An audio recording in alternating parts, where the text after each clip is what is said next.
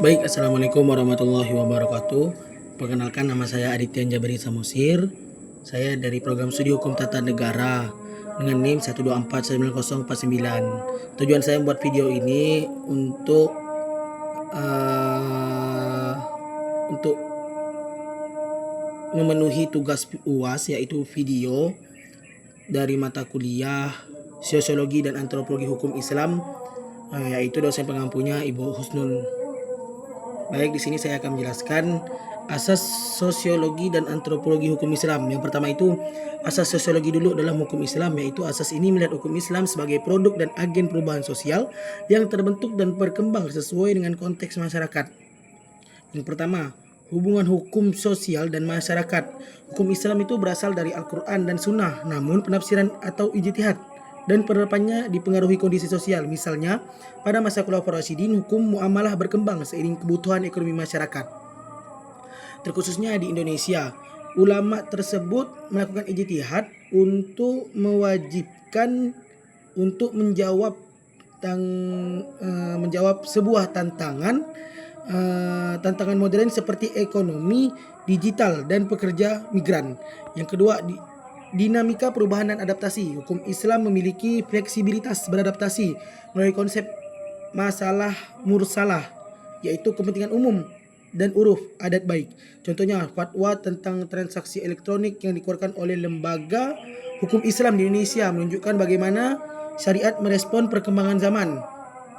Yang ketiga, peran masyarakat. Masyarakat bukan hanya objek hukum, melainkan juga subjek yang membentuk praktiknya.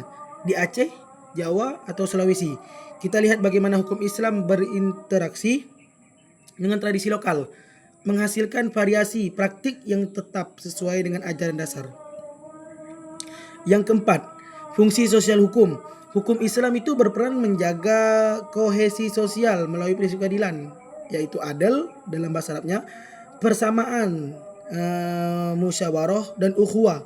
Banyak lembaga kemasyarakatan Islam menggunakan prinsip ini untuk program pengentasan kemiskinan dan pembangunan masyarakat. Yang kedua, yaitu ada asas dari antropologi hukum Islam. Jika sosiologi fokus pada struktur sosial, antropologi melihat bagaimana hukum Islam dipahami, dialami, dan dijalani dalam konteks budaya lokal. Di sini ada beberapa contohnya. Yang pertama, interaksi dengan budaya lokal.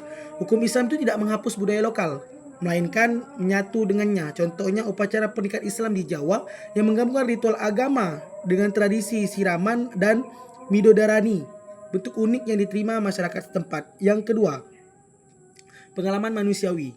Antropologi meneliti bagaimana individu mengalami hukum Islam dalam kehidupan sehari-hari. Banyak perempuan muslim di Indonesia memahami hak mereka sesuai dengan konteks budaya dan kondisi hidup, baik sebagai alat memperjuangkan hak maupun sesuai nilai yang mereka pelajari dari lingkungan. Yang ketiga, studi komparatif antar komunitas. Di Indonesia terdapat variasi praktik hukum Islam dari komunitas seperti konservatif hingga moderat. Di beberapa daerah, konflik diselesaikan dengan musyawarah yang dipadukan prinsip syariat, sementara yang lain menggunakan prosedur hukum formal. Perbedaan ini menunjukkan fleksibilitas hukum dalam menyesuaikan diri dengan beragaman lokal.